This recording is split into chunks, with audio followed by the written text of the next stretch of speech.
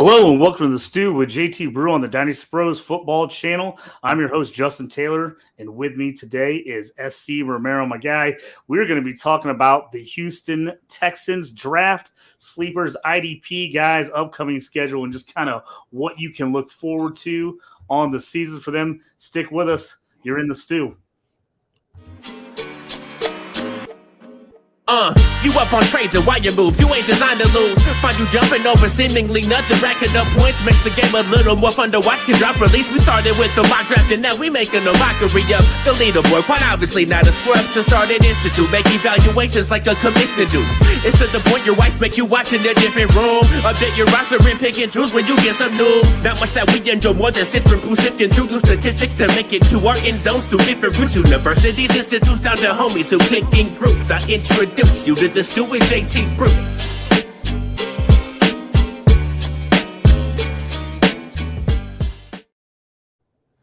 Want to give a quick shout out to my guy Chase Baby. Made that song up for me, a local rapper here from Champaign, Illinois. Get on Bandcamp, check out all his stuff. He's got some new material on there. Check him out, all kinds of good stuff. So my guy Chase Baby up Bandcamp. SC coming on here. I had to have you on here, my guy, Texans fan. I know you've been a little upset about the way things have gone the last couple of years with them, but we want to kind of break into everything Texans today and see if maybe the outlook is a little better than it's been in the past. So first things first, let's jump in and let's talk about the draft real quick. 2023 NFL draft. Everybody's wondering what the Texans were going to do. Were they going to move up? Were they going to stay put? Were they going to make a bunch of trades? And they ended up holding pat at number 2, ended up taking C.J. Stroud, QB out of Ohio State. He was my favorite guy entering the draft coming in. He was my QB1 entering the draft. And then on top of that, because we have to kind of put them together, they went up, made a crazy trade with the Arizona Cardinals, came back all the way up in the first round to number 3. And that's where they took Will Anderson Jr., the edge out of Alabama. Most people considered him the first or second best player overall in the draft and defender along with Jalen Carter. As a Texans fan, what was your initial reaction seeing those 2 draft picks? Man, so let's take a step back. Before the draft even happened, the Texans went out and got a new head coach in DeMeco Ryans, right? And bringing him back, I mean, being a Texans fan, you know about DeMeco Ryans, the impact he had on the team as a player, and now he came back to say, "Look, I'm coming home in a sense to a team that drafted me to say."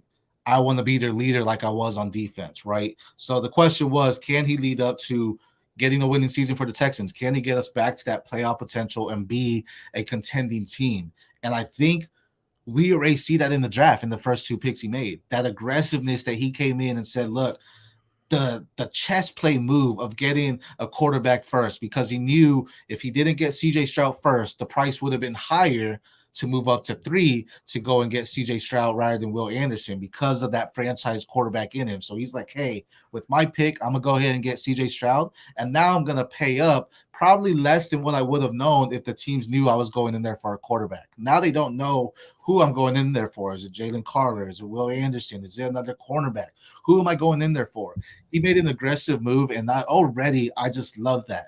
These are 2 guys that can lead the team on opposite sides of the ball, 2 leaders around the huddle in the locker room, 2 guys that can make an immediate impact. We haven't seen this from a Texans since Deshaun Watson got drafted there, came in and took it in control. We haven't seen it since we've seen like a Mario Williams or a J.J. Watt type of player that just has that effect on the defense to improve everyone around him. So, I mean, with those 2 picks alone, I'm super excited.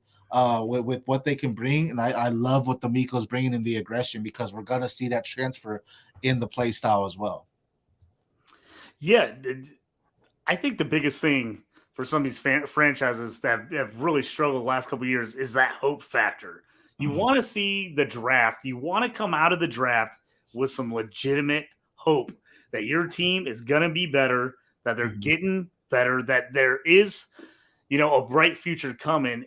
And for a Texans fan, I think that's got to be the case. Like you said, I've not liked anything they've done recently, as many people haven't, but I thought they really did a great job in this draft. And I thought they made some really nice moves to improve their team. I mean, before the draft, talking with just people around the fantasy community, the dream was CJ Stroud and Jackson Smith and Jigba, right? That they were going to pair those two guys up that from OSU, bring them to Houston, and just have a dominant passing attack. And D'Amico said, hold on, I'd rather get two guys on opposite sides of the ball because we need leaders for years to come. We have some leaders on the team now, but we need leaders for years to come. And they got two rookies that can immediately go in there and just coincide with each other, communicate with each other on both sides of the ball to say, hey, look, this is what we're doing differently. This is what we're doing differently. So they can adjust properly and just know how to understand the game a little bit better. So hindsight looking now, I like this move more than I would have liked JSN and CJ Stroud, because they get some wide receivers later in the draft. They weren't Jackson Smith and Jigba, but they did get some good wide receivers later in the draft as well. Yeah, let's talk about a few of those guys as they went in the it was number 13 in the third round, I believe, for Tank Dell. And then later on in the sixth round, they got Xavier Hutchinson, a guy I'm actually really high on out of Iowa State. He's kind of a sleeper for me in IDP leagues. I've been taking him in the fourth and fifth rounds of a ton of rookie drafts, as I just think he's just got a big body. He produced at Iowa State, even with not great quarterback play. He still put up really good numbers. I just think he's a sneaky guy. He doesn't have crazy good speed.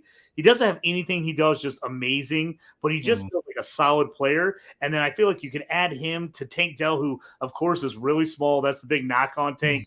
But he's the guy that CJ Stroud, when they drafted him, he went to the staff and said, "Get me Tank Dell. This guy's awesome. He loves him," which, as a fan and as a fantasy owner, I got to love when a quarterback goes out and says, "Get this guy," because I just love his skill set.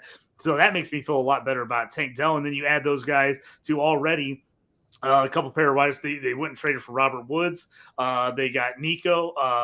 So it feels like it's a young wide receiver room, but I think they have room to grow. Yeah, 100%. I mean, when it comes to Xavier Hutchinson, when I was watching his tape and I was talking to some buddies, the comparison that came up to me was Amari Cooper. And I say that because Amari Cooper is not flashy. He's nothing that's going to necessarily excite you. You're not going to move up to necessarily draft him. You're not going to sell him based on his flash or anything like that, but he gets the job done.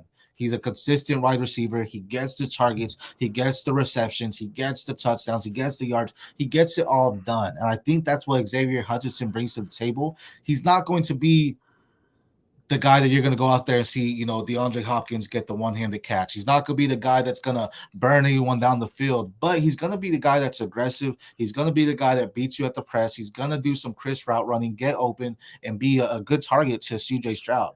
Tank Dell, on the other hand, I have a buddy that's heavily even more into Houston Texans than I am, and he was talking about that he was reading reports that the Houston Texans looked at Tank Dell as a Steve Smith. And I don't say that by the talent-wise. I say that by the size and the dog that Steve Smith had. He's that type of guy that he's not going to let the size defeat him. He's going to go out there and make you work for defending him. He's going to go out there and be a defensive kind of guy just because the aggressiveness he's going to bring on the offensive side. He's going to be boom, boom, boom in the defender's face. Yeah, he's so quick, though, whenever they're looking the other way, he's going to be gone. I love the Robert Woods. I think, as you mentioned, a young wide receiver room. Robert Woods is that leader.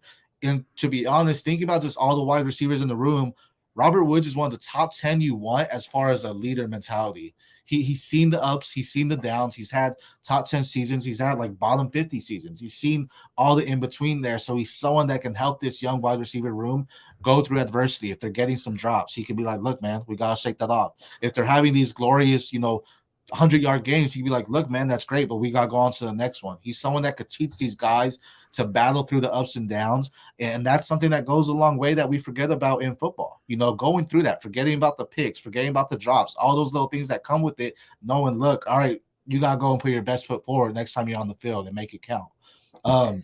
Nico Collins, great. John Mechie, we haven't seen him, and that's exciting to see what he can bring. The Texans got Stroud because they said, hey, we got a young wide receiver group and we need a quarterback to grow with them. Yeah, you almost got a free guy in Mechie.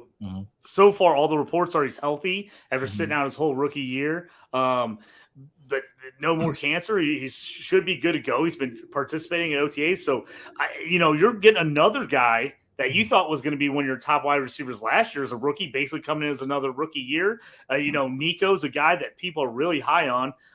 He hasn't yet put it all together, but maybe this is the year. Maybe this is the year with CJ Stroud, better quarterback play. He can kind of take over and be that alpha number one for them. I think this wide receiver group's a little underrated. Mm-hmm.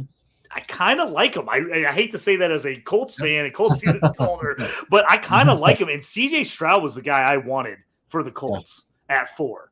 That's who I wanted all along. I just loved his tape. I loved what he did at Ohio State. I know everybody, kind of dogged him because they're like, oh, well, he's playing with all these great wide receivers. He's got to look awesome. That's not that easy. And then you go through and you look at the numbers. He was putting the ball in perfect spots. His accuracy was ridiculous.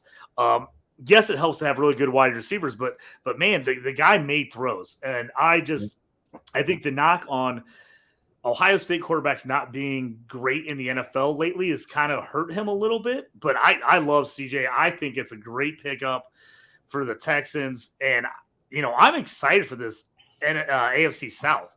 It's been a bad division all around. And all of a sudden you've got CJ Stroud, Trevor Lawrence, Anthony Richardson. We're still waiting to see what the Titans do. They drafted Will Levis. But this might be a pretty exciting division in the next couple of years. Yeah, I agree. I mean, if all these quarterbacks pan out the way their teams envision them and the way some of our fantasy owners envision them, this could be a great high-flying division. As far as that, they have wide receivers. Some of them have underrated wide receivers. Some of them have maybe some overrated wide receivers. Regardless, they have some good wide receiver and talent. And Texans, I think they're definitely someone not to sleep on. I think it's going to be interesting to play calling for the offensive side. But and it's also going to be interesting seeing what these wide receivers do, because I feel the room's open. So it's not going to be whoever impresses in training camp or anything like that. It's going to be who impresses the first couple of weeks to start the remainder of the season. Yeah, and a guy we haven't even brought up yet, Dalton Schultz, brought in from the Cowboys.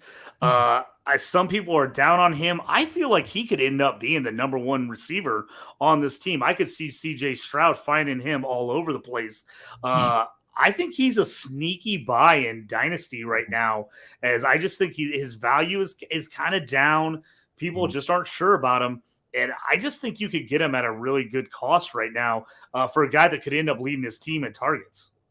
Yeah, no, 100% agree. I'm getting Schultz everywhere I can, especially in drafts. You could get him rather late. I feel like past top 12 tight ends, maybe top 15 if you're lucky. And I think, like you said, he could be the one that leads the team in targets. Just not necessarily saying he's the better athlete on the field, but because he can get it done, he could be a safety net for CJ Stroud as he kind of gets the rookie jitters out of him. He could be the go-to guy because he's someone that can go up the middle, stretch it, or even, catch it outside and just, make a couple 5 yards, 10 yards plays. Yeah, let's talk about the running backs real quick here. Dameon Pierce, 4th rounder out of Florida last year, rookie year, really impressed early on. Got banged up at the end of the season, but put up some pretty good numbers. They didn't draft anyone, but they went out and signed Devin Singletary away from the Buffalo Bills. Is this Pierce's backfield, or do you feel like this is like a 50-50 split, 60-40, and can Pierce stay healthy? What do you think? No, I definitely think it's Pierce's backfield. And I say that because they didn't draft a running back. They got an older veteran. That's not telling me they're necessarily going to split it, because Singletary really didn't get the job done in my eyes in Buffalo. So I felt they really brought him in to be a coach, a mentality, just a veteran mentality, not necessarily to take the carries away. Yeah, he's going to see the field. Don't get me wrong. But I don't think Dameon Pierce is going to regress in his touches. He's still going to be the leader, and it's going to be more like a 70-30, maybe a little bit closer, but I think more like that, where Singletary is more of the reliever rather than the guy that's going to come in and try to split the carries. Now, there may be some games where they're just going back and forth because the running game's working, but I mean, D'Amico, again, is coming from a San Francisco offense, or that he was familiar with that offense. So he's going to go in there and have a great running game. He's going to go in there and use a guy and pound them in. And Dameon Pierce is that guy. Remember in college, I think, if I'm not mistaken, he didn't have a season over like 215 carries in college at all, right? And then he came in, and I think he had like 220 this past year. So he still has a lot of tread on the tires, if you will, to continue to carry the rock and be it. And he's going off a full offseason of recovery. He's going to be healthy going into the season. And I think that's a great pickup for them to continue to have him and say, look, we're not getting younger. We believe in you, but we'll bring in some veterans. I mean, not just Devin Singletary. You have Mike Boone up there also. Some good veterans that know how to just run the rock. You know, they're not anyone that's going to step in front of you or step on your shoes or anything like that, but they're going to help you elevate your game even further. Yeah, and so we'll talk about this a little bit too. Just going with the running game here, as a pull back up, they took Juice Scruggs on the offensive line, center, and they also turned around later in the draft and took Jarrett Patterson. So 2 guys up on the line, already a pretty solid offensive line up front for this Texas squad. You figure adding those guys is probably going to help this team even more because, like you said, D'Amico's going to want to run the ball. He definitely wants the CJ to be able to throw a ball around, but I don't think they're going to put it all on his shoulders right away and have him tossing the ball. Hopefully, I guarantee they don't want to be throwing it 40 or 50 times a game if they can help it. Yeah, I mean, you mentioned bringing up those centers, and I think that's a fair point to even go further into Dameon Pierce. He's someone that's a bruiser through the tackles, right? So he's someone that is going to go up the middle of the field. So having that solid center will be a key part as far as pushing the defense back a little bit just to get those holes. You know, he can run it outside, but I see him more as a tuck your shoulders, get in between and go kind of running back. And I think that is just another testament to saying, hey, we believe in him and we're going to make sure we have the tools in front of you to have some successful running games. Yeah, and then to go around on the rookies to kind of finish up who they drafted, they took Dylan Horton, an edge player, Henry Tutu, a linebacker out of Alabama that I'm seeing a little bit of buzz about him, possibly working his way into the starting lineup, and then finish it off with safety Brandon Hill. So they obviously added to the defense. It's something they need to improve. Obviously, going with Will Anderson, which many people consider the number 1 edge, and people have been waiting for him to come out for a couple years for Alabama. That's got to help. Anytime you can help put pressure on the quarterback, that's going to be a huge thing. And then Tutu, I feel like this is a wide open linebacker core right now as far as IDP purposes and just starting. If you look down the group, a lot of hype right now behind Christian Harris. Segment trying to him. He was a 3rd round pick last year. They've got a lot of hype coming around him. People are liking him a lot. They went and got some veterans, Christian Kirksey, Denzel Perryman, Corey Littleton. Now, how much those guys have left in the tank is going to be kind of interesting. Those guys have been high IDP players in past seasons. I don't know what they have left, but I'm probably leaning Harris, and then I think Tutu, he's a guy to keep an eye on to see if he works his way into the lineup. I just think he's a hard-nosed player out of Alabama. I think he could end up being a little bit of a steal there with how late they got him in the draft. Yeah, I mean, I 100% agree. Where did D'Amico go to college? Do you know? I need to look that up real quick. I'm pretty sure it was Alabama. I thought it was Alabama as well, but I'm going to look it up just in case, make sure I don't say the wrong thing. But I thought he went to Alabama as well. I hope so, because if not, then that's going to mess up my whole next statement. He did. University of Alabama. He was a unanimous All-American there. So, and now he's bringing in another linebacker from Alabama. He knows how that Nick Saban defense ran.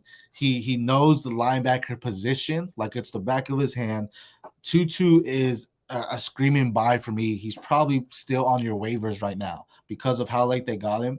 And it's someone that can be their next guy. He's a dominant player. He's a leader. He's someone that, these veterans are great, but he's going to bring in the energy. He's going to bring in the juice to the team like a Will Anderson and just be that vocal piece in the center. He makes that kind of impact. And I think out of those linebackers, he's the one to get. I like Kirksey. I like Perryman. You have Corey Littleton. Those some great pieces there. But, I mean, Tutu, for dynasty purposes, he's someone I'd rather have because I see a brighter future for him, where these guys might be the 2023 linebackers, right? But I don't necessarily see them as your 2024, 2025. They may move on after Tutu gets a year under his belt and says, okay, I understand the pro side of it now. It's not college anymore. I know the pros. So you can possibly get him very, very low, probably on your waiver wires, late in drafts if you really wanted to, or even, unless the person that has him is high on the Texans, you probably get him for cheap as well in your trades. Yeah, the one guy, we've got to mention as far as IDP purposes, Jalen Petrie, just unbelievable second round pick out of Baylor last year, just burst on the scene as a rookie, just unbelievable. Almost 150 tackles, 5 tackles for a loss, 5 interceptions. The guy was all over the place. He finished, depending on your league scoring, Mhm, scoring dependent, but he was a pretty much across the board top 10 player. And mhm. in most formats, he was the number one defensive back as far as scoring was concerned. So I just pretty huge. Petrie's a guy, I think people still are a little low on him, even though he had such a huge year last year. I think people are always worried about DB. They're always worried, can they repeat? And people are thinking, okay, they're going to probably be better in front of him. Does that mean he loses some tackles? He's a guy I'm still taking. I'm still grabbing, looking for him. I still think he's going to have a big impact and score a lot of points in IDP. I agree. I mean, I think if you grabbed him last year, you got him at the shortest time or the best time, because I think he is I don't want to say overpriced, but the price is higher than what it was last Mm-hmm. year, right? Because of the impact he made. I like that they also brought in Jimmy Ward as a safety because he's coming from San Francisco. So it's not more so as he's going to take the opportunity away from Petrie, but he's going to teach him, hey, this is the defense I know. Let me teach you about it to get you even better than what you were. I do think it's interesting though, because Derek Stingley didn't play full season, and he was a guy they took first last year, right? Wasn't the Miko era, but this is a cornerback that can also make a huge impact. He missed 6 games, I believe, in 17. No, 8 games, excuse me, in a 17 game season. But I think he can still make a huge impact. And because of that, I don't necessarily see Petrie's tackles coming down a lot. I mean, they will if Stingley's there, but I think the interceptions might come down a little bit more because the wide receivers aren't going to make it past Stingley for it to be a Petrie thrown in the air, kind of get the ball. I like that secondary for them with Stingley and Petrie there because I think those are two leaders at different areas of the field that can make a huge impact. And I think Petrie said, last year, this is my team. Even if Will Anderson comes in, hey, you're the big guy up front, but I got it back here, and this is my secondary. Yeah, just the improved secondary and Stingley coming back healthy. Just I feel like it's going to help him. Is before a lot of times in IDP, if you got a shutdown corner, you want to avoid those guys because they're just not going to score you a lot of points. But then you saw Sauce Gardner last year; people went after him, even though he showed that he was pretty tough. Teams aren't just going to shy away from their number one guy. If you move a guy around, if you move Stingley around and he takes on a number one, they're going to throw at him. That means he's going to get opportunities for interceptions. He's going to get opportunities for passes defense. He's going to get opportunities for tackles. So he's a guy I'm definitely, especially if I'm in an IDP league that you have to start a cornerback. I'm in quite a few where you don't just have a combined cornerback safety DB position. You actually have to start a cornerback. He's a guy I'm keeping an eye out. If he's out there on waivers, somebody dropped him last year when he was hurt. He's a guy that you might see a little more action go his way with the improved secondary this year, and where they can't just avoid him.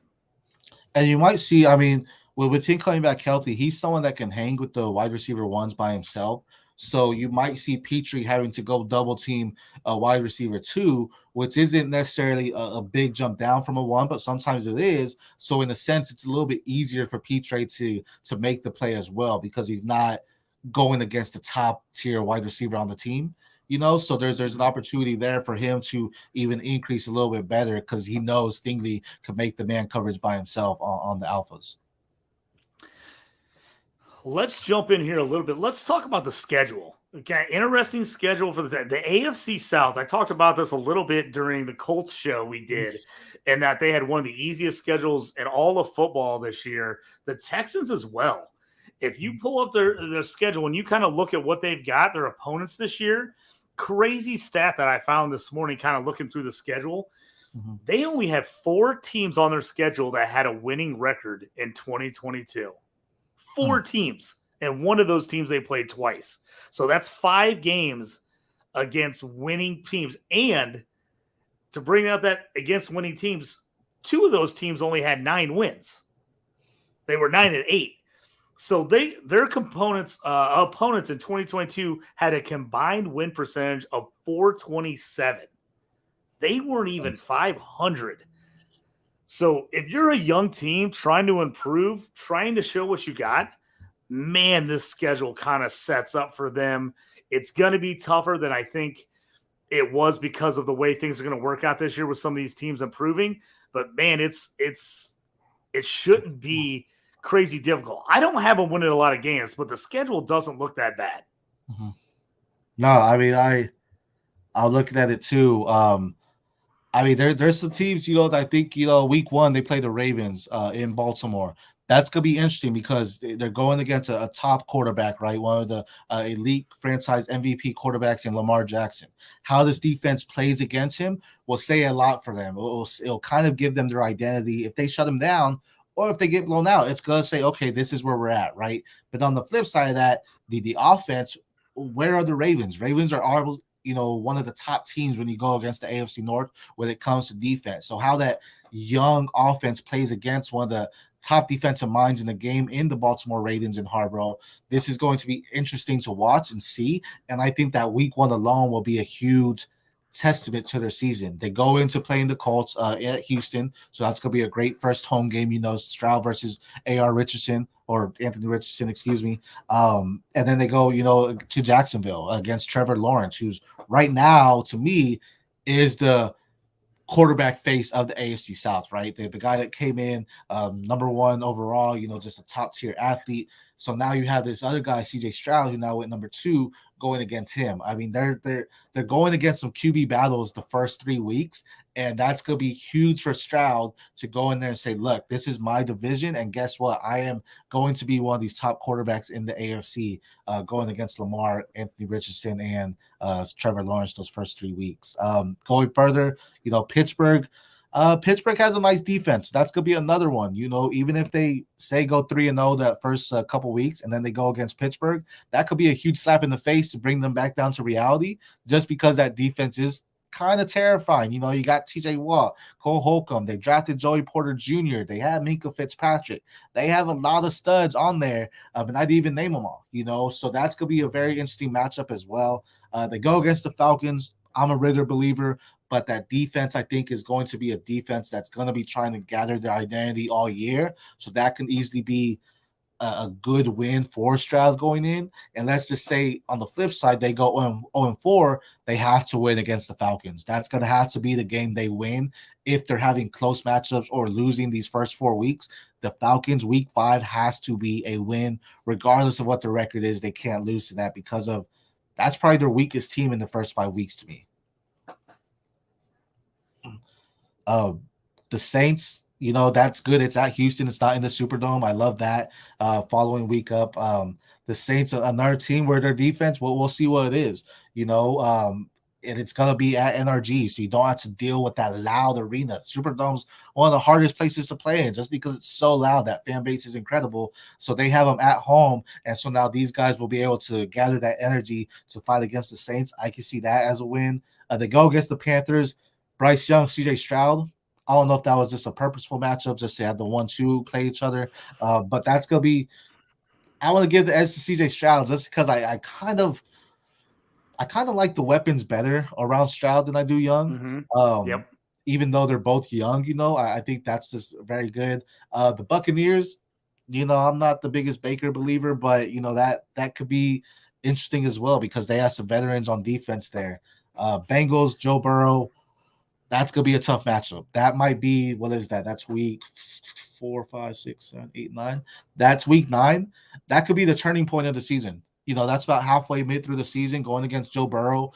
That could be the turning point if they come out, if they win or have a close game to say, look, we are a competing team. We are a contender because Burrow's took the team to the Super Bowl. He's taken them to the AFC Championship. This could be a game that says, look, we are a team that needs to be on the map. You need to know who we are going against them. Then they go against the Cardinals. That's a win. I don't really see big threats in the Cardinals right now. Well, yeah, I agree with you, man. That was one of the wins I was kind of going through. As I look at this team now, I think I originally predicted this team for a 4-13 season, but I'm starting to think they're going to be in more of these games than I originally gave them credit for. After that week 4 game against Pittsburgh, you look at it, they only have 2 more games against winning record teams the entire rest of the season. Now, granted, I think Denver's going to be better, and I think the Jets are definitely going to be, excuse me, are going to be better than they were last year. So those are going to be tough matchups. But the schedule kind of works in their favor where they get a decent amount of the winnable games at home. Like you said, they get the Saints at home as opposed to having to go New Orleans. That's a big difference. They get Tampa Bay at home. That's a super winnable game at home. They get Arizona at home. That's a very winnable game at home. So, and then some of their tough rotor matchups is like, all right, Tennessee, but they're getting Tennessee late in the year. Is Derrick Henry going to be healthy? Is Tannehill still going to be starting? You know, getting them late is probably the best time to get them. Cleveland, everybody thinks they're going to be better. It could be a tough matchup. They got to go. They're at home for Cleveland, though. Yeah. So, again, who knows where Cleveland is? Cleveland in a slide at that point? Right. Or like they were last year, or are they, you know, chugging towards the playoffs? Then again, they get Tennessee at home and then at Indy. And I think Indy and Houston are probably a little closer than people think. I think as far as where those teams are going, and it might end up being just CJ Stroud or Anthony Richardson. Who's the guy that, you know, shows promise better? Who's the better leader early on for their team? But just looking at the schedule, they very, very winnable games. I even said at Carolina, that's probably one of their closest matchups for them as far as talent-wise. And it's not a crazy hard game at Carolina. Now, not to say that's a win by far or anything, but that's a game they should be in. And getting the other games at home, I think, is pretty interesting. So I can even see this team not necessarily doing what the Bears did last year, but I could see them maybe at the end of the year, not a very good record, but a team that was kind of exciting to watch and that you actually felt pretty good about at the end of the year.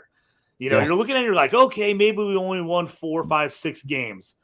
But, man, our offense started to click. We could see the defense was figuring out. For sure. You know, first-year head coach, you know, a lot of young guys. I could see people being pretty excited about this team later in the year. I was way on the under for them at the beginning of the year when I looked at it maybe a month or two ago. I actually think this team could win 6 or 7 games. They, you know, got some games out there that could be tough, but at Atlanta's a winnable game. At Carolina's a winnable game. And like we said, the home games against the Saints, Tampa Bay, Arizona, all 3 of those are super winnable games.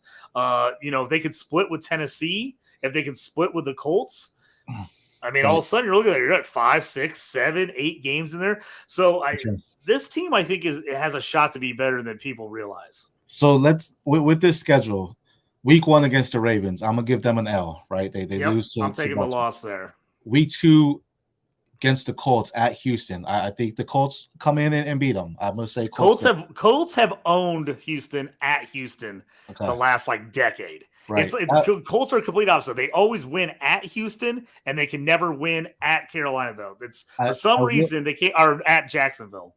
I will say that's a huge part to T.Y. Hilton. T.Y. Hilton always went into Houston. He was the guy. He was the man. He was the man against the Texans. So hopefully we're good. Jacksonville, let's give them the L there, you know, because they're going to Jacksonville. Then the Steelers come to Houston. Let's give them the L there. The AFC. I think Steelers win that game. Yep. Okay, so now we go to Atlanta. I give the Texans the win, so now they're 1-4. Okay, right? That's a toss-up game for me. I feel like that's a 50-50. Vegas line, I haven't looked at any of these lines lately, but that, you know, by the time it gets here in the season, that's probably going to be a -1, -2, maybe -3 game. So I think it's going to be kind of a toss-up game. And I mean, on Vegas odds, I think if the team, like let's say it's Falcons -3, I think you take that's basically even because they're at home. Yeah, you know, or vice versa. If the Texans -5, I think you take the Falcons because it could be closer. But let's give them the W. Let's go against the Saints at Houston. Because it's at Houston, let's give them the W, even if we don't know what's going on with Kamara. Okay, so now they're 2-4. The Panthers at Carolina, I'm going to say CJ Stroud comes out and impresses. That's a toss-up game for me, and I think he's gonna have a chip on his shoulder there. Yeah. You know he's going to go in that game. He's going to want to win that game and prove that Carolina should have taken him instead of Bryce Young. And 100%. You know, and that game is going to be hyped up, even if both these teams come in with 2 wins. And that game is going to be hyped. not even talking about CJ Stroud, Will Anderson's going to be doing the same thing. He's going to be showing Carolina, look, you made a mistake getting this quarterback. You should have taken me because I'm going to be all over this quarterback. Get like 5 sacks that game or something crazy, just to dominate. So and former teammates, for Alabama teammates going against each other like they did in practice. Oh, that's another interesting point too, because he could be like, look, I know the way he moves, let me do my work because I know what he's going to be doing.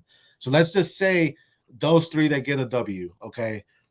So that's 3 and 4 right now. Then we go to Tampa Bay, or Tampa Bay comes to Houston. That one's going to be interesting because I really like Tampa Bay's defense, but I don't know what to do with their offense. And I think that might be I feel like that's a Texans win. I actually had that down as a Texans win. I have them as a win, and I think it's going to be more so Baker loses the game than the Texans win that game. So let's say they're 4 and 4. Okay, so now we're in Cincinnati, and that's where that turning point comes. This is where it's going to show their identity, kind of, right? Cincinnati's going to win. Joe Burrow's not going to go. They're going to blow them out. Yeah, it's in Cincinnati. There's not happening. But then they get the Cardinals. So now let's say, okay, they go in. That's a win. I give them a win. So now they're 5 and 5. Now we go to Jacksonville, or Jacksonville comes to Houston. Let's say they split, because I can't see splits happening in the AFC South. Divisional matchups are always crazy.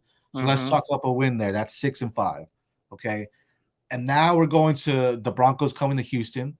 I'm going to give the Broncos the edge. They have Sean Payton there. They have Russell Wilson. They have a nice defense. I think the Broncos come in and win. Would you say yes or no on I think the Broncos. I think they win. The Broncos win that game. But again, the fact that they get that game at home is insanely nice. If you tell me that game's at Denver, I'm like, no, they're getting blown out. But I think they keep it close. I think they lose that game, but I think they could keep it close in a defensive battle in that game. Agreed. And yeah, I mean, that's a huge point. Going to Denver, that altitude is a huge difference. And with a rookie quarterback, that's a dramatic difference, So having it home is like, all right, you get a break here. So now they're, 6 and 6. Now you get the Jets in New York. Aaron Rodgers is healthy. Garrett Wilson is healthy. Brees Hall is healthy. Jets take it. They have a nice defense, okay? But it's going to be interesting because now it's Robert Saleh versus DeMeco Ryans too. So that'll be an interesting defensive battle to see those IDPs so out. But now we're saying they're 6 and 7. This is where it gets interesting. You brought up the end of the season schedule. You have at Tennessee, Cleveland versus Houston at Houston, Tennessee versus Houston at Houston, then at Indy. They could be 6 and 7 going into the final 4 weeks and possibly win 3 out of the 4 next weeks. So they could finish possibly 9 and 8, be a fringe like AFC. And a 9 and 8, 10 and 7 team could win the AFC South pretty easily. I mean, Jacksonville won at 9 and 8 last year. Exactly. So 9 and 8, 10 and 7. I just think this is going to be a really close division. I was when we went over the Colts, we haven't done Tennessee yet, and we haven't done Jacksonville. But when we did the Colts show, I was like, I could see this team going 10 and 7. It sounds crazy, but again, they had a very easy schedule, and it lined up for them. Like Colts had the same way the Texans have. They got a lot of winnable games all at home, and the games are probably going to lose. They got them on the road anyway. So they were probably going to lose those games anyway. So I can see I think this division is going to be really interesting. I really do. I could see them winning 3 games and going 3 and 14. I could see the Colts doing the same thing. I could see them going 3 and 14, but I also could see both these teams winning 9, 10 games. I just think there's that much room to work with in the AFC South this year. And what's interesting is in a sense, Trevor Lawrence kind of has this chip on his shoulder too, because now you have these young quarterbacks that are younger than him. And it's like, look, I had to show that I'm the leader, but these guys can all take that spot, right? He could have that last season hype. Oh, we're the best AFC South team right now. We're good. We have the weapons. We have the defense, the leading tacklers there in Jacksonville. But yeah, you have these young guys coming in saying, hold up, we weren't here last year. We're going to make sure you know our name. CJ Stroud being one of them. So, I mean, it definitely is a division up for grabs, and they can easily be the Texans just as easily as they can be the worst team in the division as well. Yeah, we go through it. I just think it's going to be an interesting season all around. And just the fact that the AFC South and the NFC South got matched up this year, I think it just makes for crazy storylines because I think both divisions are not very good. I think both divisions have some teams on the rise, For sure. but you don't know if one of these teams are going to get hot or not. I could see everyone kind of as one jumbled mess, all kind of together there. But I also could see it like somebody separating themselves. All of a sudden, somebody gets on a run, something happens. I just think there's so many scenarios to see these teams go every other way.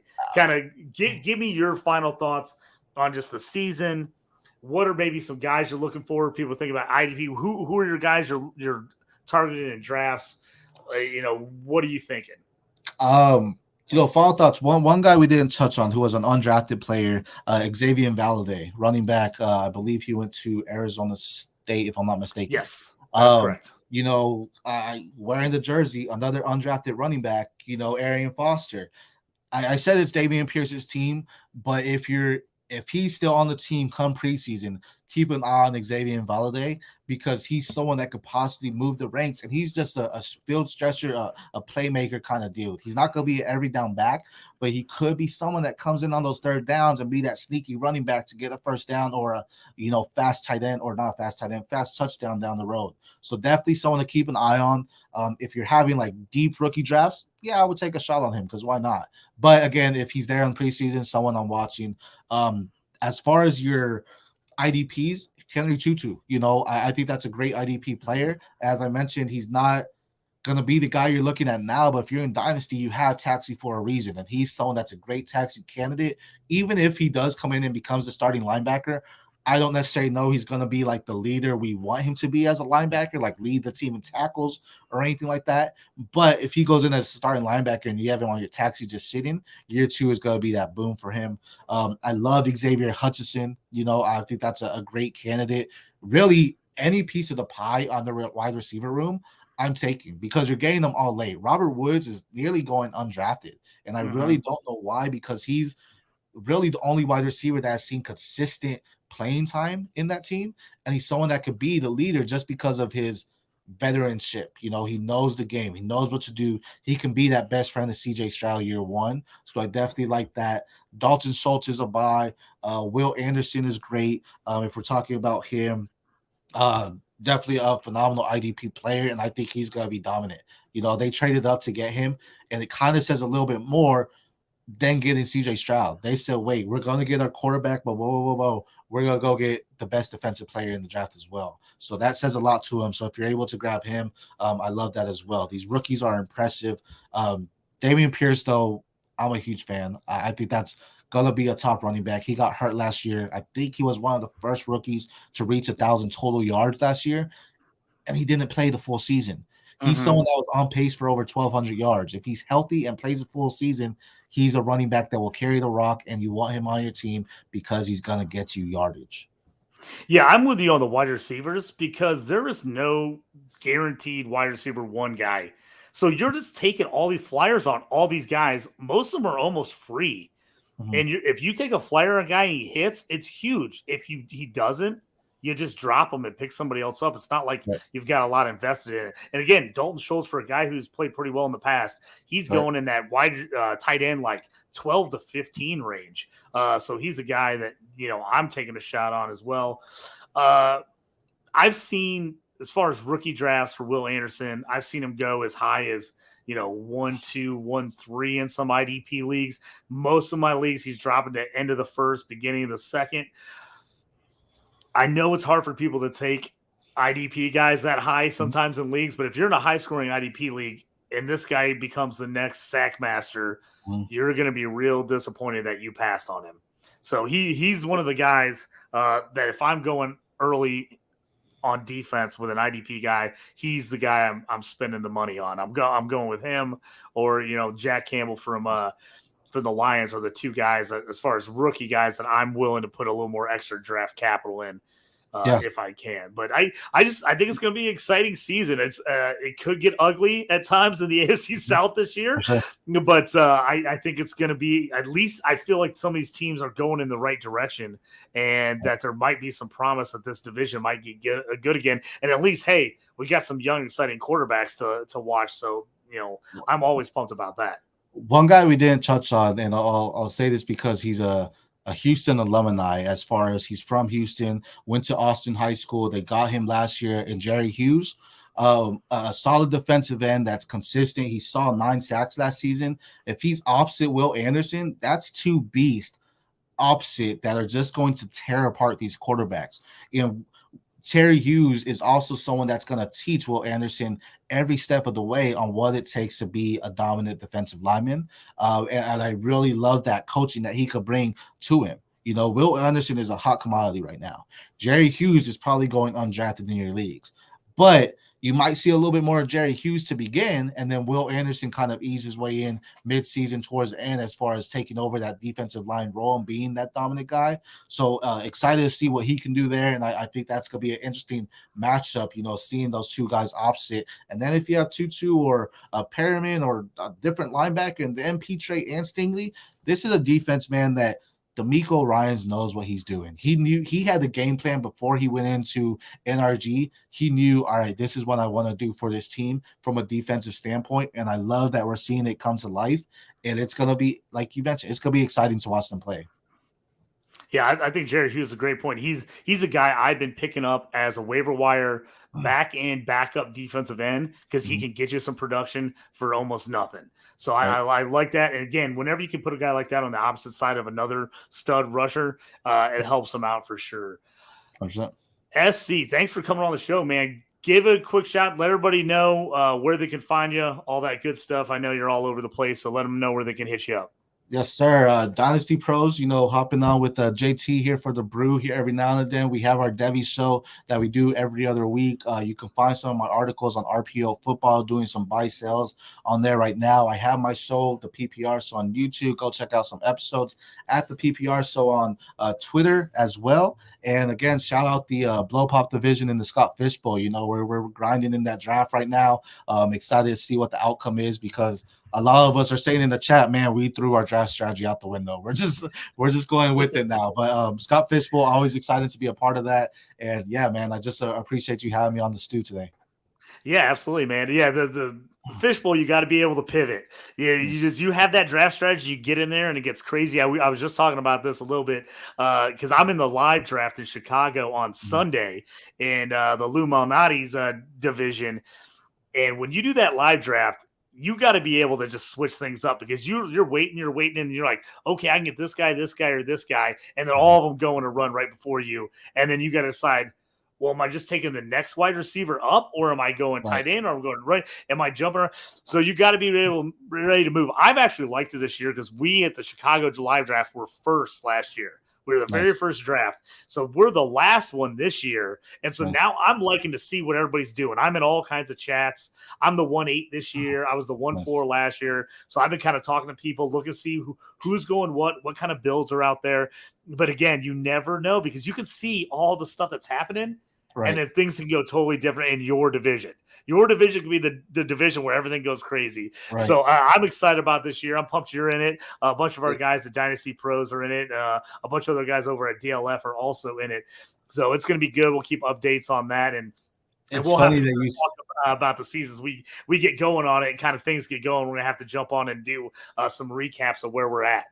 Oh, yeah, for sure. It's funny because you said, I just told my chat before we hopped on this show, I was like, man, when I need y'all to take my guys, y'all don't take any of them. When I'm like, all right, I need these guys to fall to me, y'all take them all back to back. What is going on here? You know, so yeah, man, it's fun drafting, especially the no trading is actually really fun, you know, because it adds something where it's like, I can't move up. I need to bank on my guy following back to me, right? So I'm excited to be a part of it, you know, and hopefully some Dynasty Pros members, you know, see each other at the top and one of us could take the trophy home. Yeah, it'd be fantastic. I made it to the top 500 last year, hoping to make in the top 250 this year. My very first Scott Fishbowl, all the way back in Scott Fishbowl 9, bombed out. Worst season I've ever had in fantasy. I won one game. My team was a disaster. Injuries all over the place. Oh, man, I was like, I'm never going to get back in. I'll never get back in and play again. So it took me a couple of years to get my way back in, but I did it. So hopefully in it with a little bit better team this time around. Yes, go check out SC for sure at all his shows. Again, me and him are on with Tommy Harvey on the Devi Show on Dynasty Pros Football on YouTube every other Monday. We do that show right now. We're breaking down all the stuff, all the conferences, all the Devi guys. So go ahead and check that out. We got old shows you can go back and look back up. You can find me at JT Orange on Twitter. Also go and like JT Brew Stew. That's our show page. So go ahead, click on that, interact with us, tell us what you want to see, things you want us to talk about on the show. And then always can go back and listen to these on YouTube, Spotify, Apple Podcasts, all those things. Again, thanks for joining us here on The Stew with JT Brew. May all your draft picks hit and the trading never quit.